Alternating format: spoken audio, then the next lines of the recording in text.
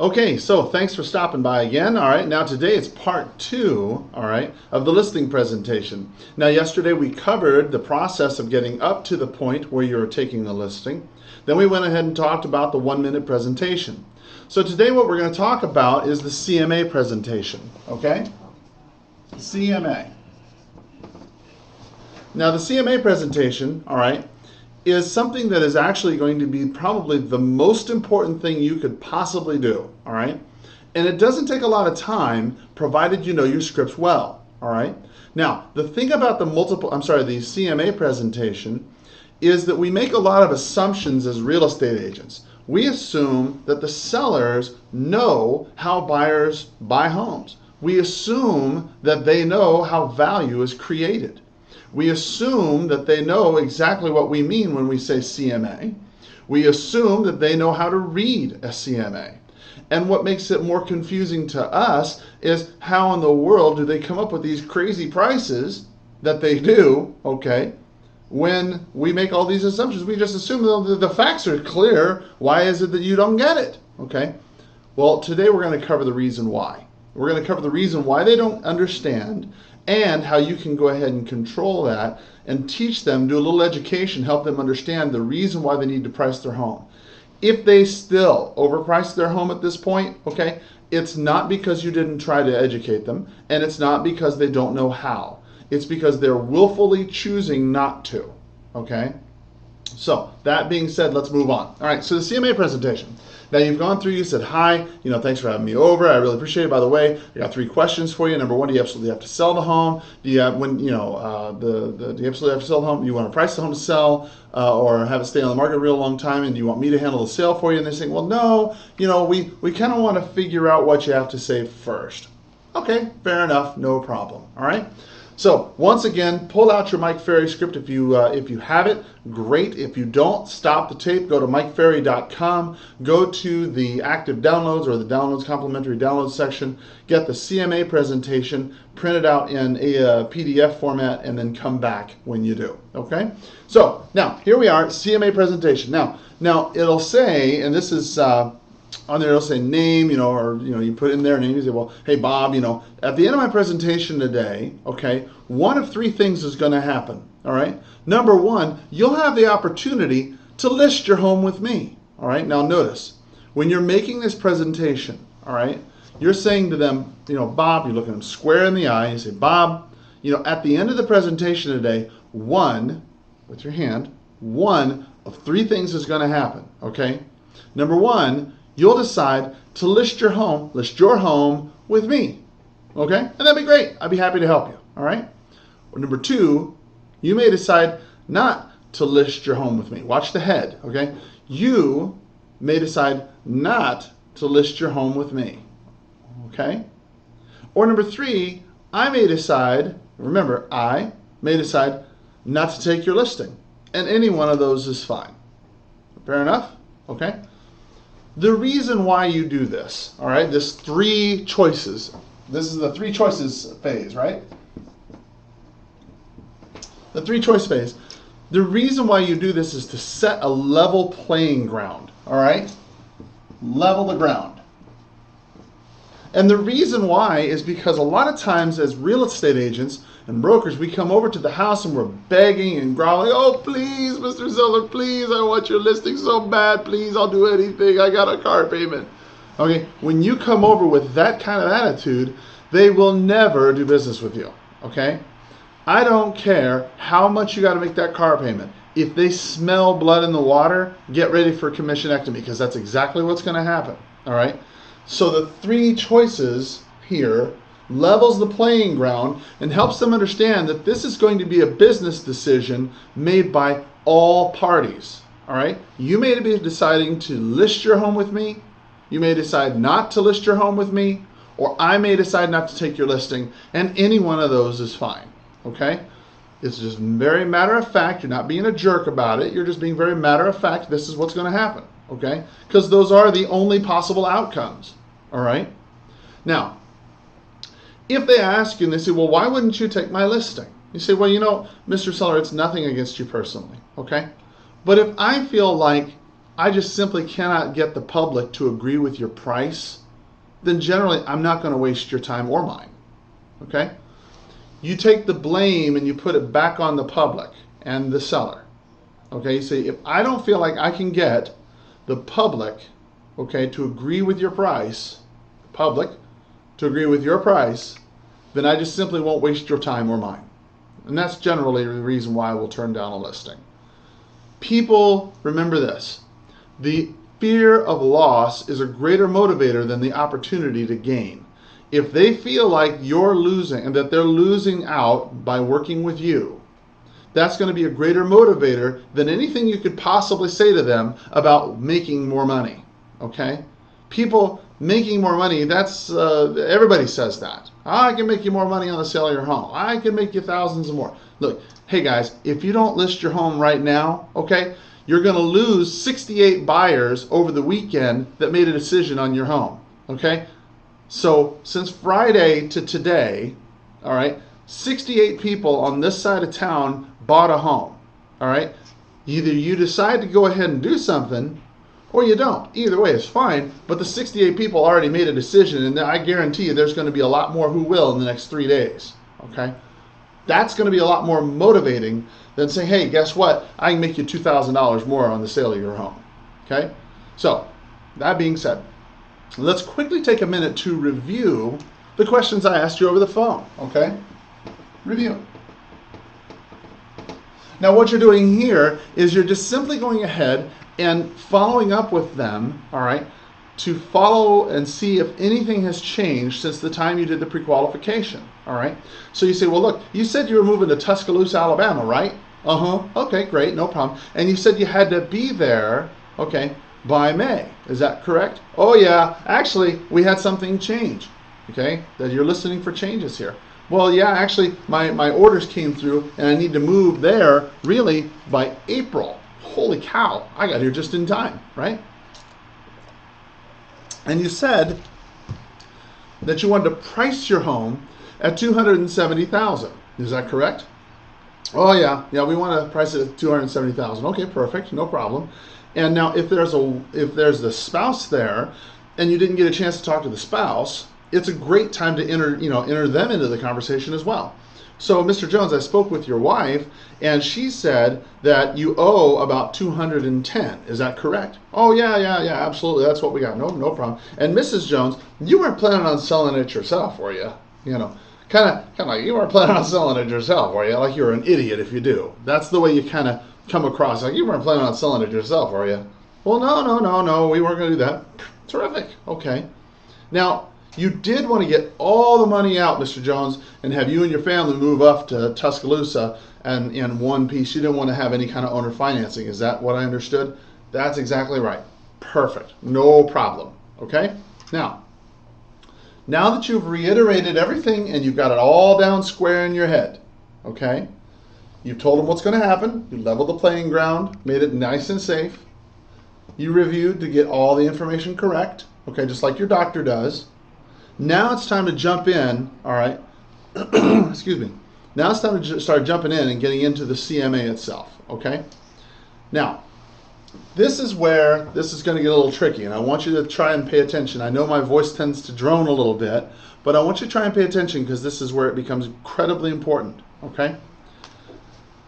Now, there are really only two issues that we need to talk about, all right, when we're talking about selling your home, all right? Number one, is your motivation to sell this home? And number two, what is it, guys? It's the price. Okay?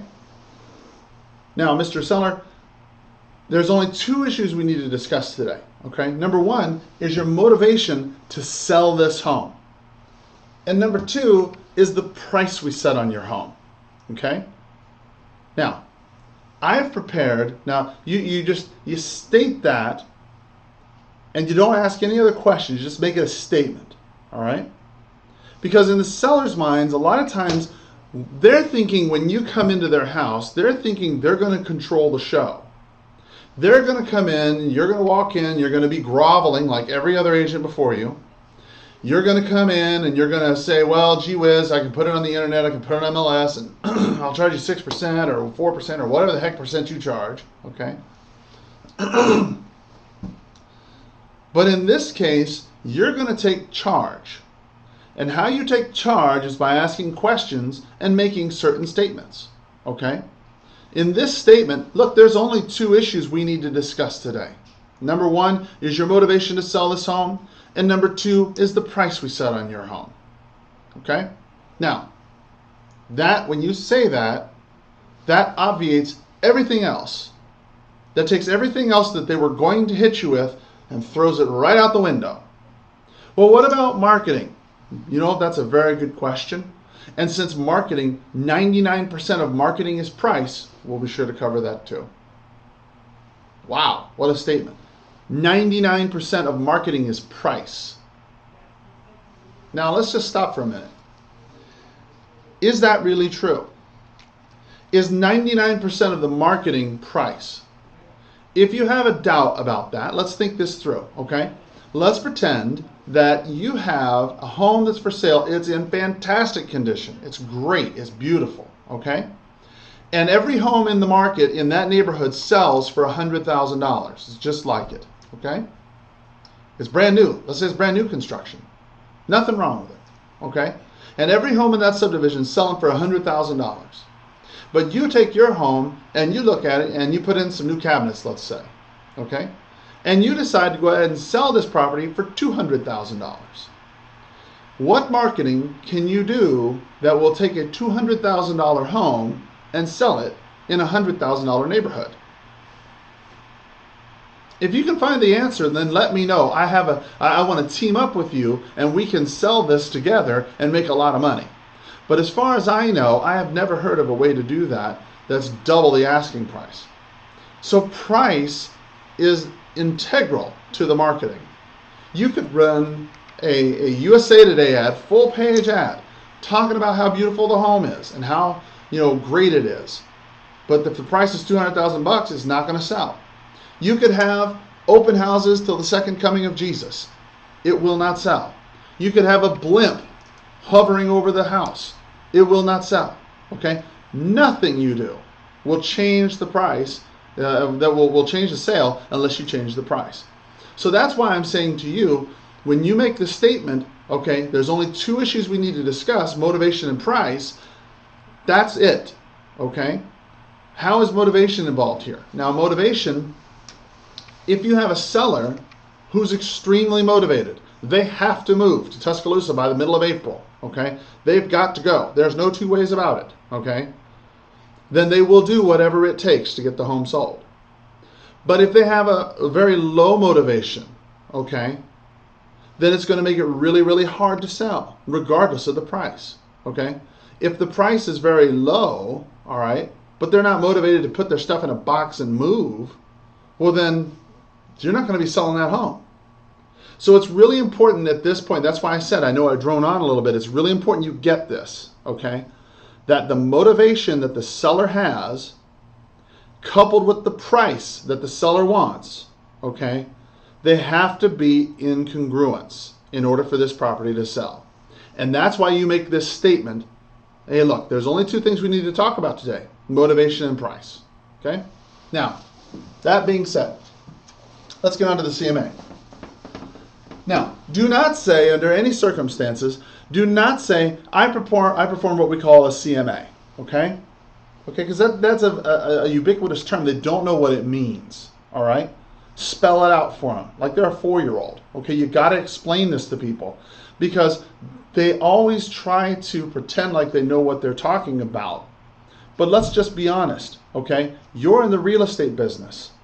Now, can you remember your first year when you're in real estate, how hard it was for you to determine the price of a home and all the tools you had in front of you? You had the multiple listing service, you had your broker, you had your other agents, you had homes, you had MLS that you went through with other homes taking a look at, pictures and all this and all that, and it was still hard for you to figure out a price for that home. And now we're assuming that a seller who does not have that training, who does not sell homes, who doesn't have access to the multiple listing service, who doesn't have your broker or the other agents or taking a look at other homes around the area is going to automatically know what homes are selling for. Okay, that makes no sense at all. All right? They don't know, and they don't know how to determine the value. So this is where we're going to have to educate them. All right. So now, Mr. Seller, I prepared what we call a comparative market analysis. And there's two parts to this research. Part one, okay, you say it with kind of a laugh. Part one, we call it fantasy land. Okay? We call it fantasy land. All right? And that's where homeowners, put their homes on the market, they never sell. All right, and you know this, okay? You've seen these homeowners around. They've got their signs up for 6, 7, 8, 9 months. They never sell. The home goes back down. They take it off the market, and that's that, okay? That's fantasy land. Now, what you're selling to them here is you're telling them that there is two places that there's going to be. Fantasy land, which is where no one wants to be. No one wants to be considered to be a fool. Nobody wants to be considered that they're actually in fantasy land. Part two we call, Mr. Seller, reality. Okay? This is where you want to throw them a little bit of a bone. All right? You want to say, this is where smart home sellers like you, okay, and smart real estate agents like me, actually list and sell properties for. Okay? So now you're going to throw in a little bone to them. You can say, this is where smart home sellers like you and smart home agents like me list and actually sell property for. Now, tonight, we're just going to have to decide where you're going to spend your time. Okay? Now, when you make that statement, let me just throw it at you. Mr. Seller, I prepared what we call a comparative market analysis. And there's really two parts to this research. Part one, we call it fantasy land. And that's where some homeowners put their homes on the market and they never sell. They're up for 6 months, they never sell. You know who those people are, right? Part two we call reality. All right, and that's where smart home sellers like you and smart agents like me actually list and sell properties for. Now, we're going to have to decide tonight where you're going to spend your time. Okay? Now, where do you think their mind's going to go? Do they want to be the smart home seller that lives in reality, or do they want to be that fool down the way who has his home up on the market for 6 months and never sell? See how that gets delivered? Okay? So in the delivery is where you find the power. All right? We're going to have to decide tonight, underline tonight, we're going to have to decide tonight where you're going to spend your time. This is telling them that a decision is going to be made today, one way or the other, okay? You're going to list with me, you're not going to list with me, I'm not going to list with you, any one of those is going to happen, but we're going to come to a decision today. We're not going to be screwing around, having you call me back in 2 weeks, okay? It's not going to happen, all right? Now, the purpose, okay, of the market analysis. The purpose of the market analysis is to determine the value, okay? Not the price. Make sure that the distinction is clear in their head, that there is a difference between value versus price. I want $100,000 for my home, but it is worth, okay, 80, all right? Value is synonymous with worth. Price is synonymous with want. Don't mix that up, okay? Now, we're going to have to decide tonight where you're going to spend your time. The purpose of the market analysis is to determine the value of your home, okay, in the eyes of a buyer. Now, Mr. Seller, are you familiar with how buyers determine value? Now, when you're talking to the seller, many times they may say, well, yeah, absolutely, I know how they determine value. That's no problem at all. I got this down. Okay, great. Or they might say, well, no, actually, I don't know. Either answer is perfectly fine. Okay? What you say here is you say, well, as you know, okay? If they say, well, yeah, I already know that, and, I don't need to be told that or whatever, okay? You say, okay, well, that's great. Well, as you know, Mr. Seller, all right, value is determined in the eyes of the buyer by comparison shopping, okay? Now, it's a lot like when you go out and you shop for a car, all right? Now, the example that's given in the Mike Ferry script, all right, is talking about it's talking about, yes, hold on a minute, talking about fancy rims and a CD player in a car, okay? Now, switch that out. For Tucson, use something that's going to be a little bit more valuable here, like a GPS, maybe upgraded sunroofs or something like that, okay? But what we're going to do is we're going to stop right here, and then tomorrow we're going to talk a little bit more about getting into the actual CMA portion itself, all right? So let's just go ahead and stop right there, review what I've talked about so far, and then we'll see you tomorrow, all right? Have a great day. Take care.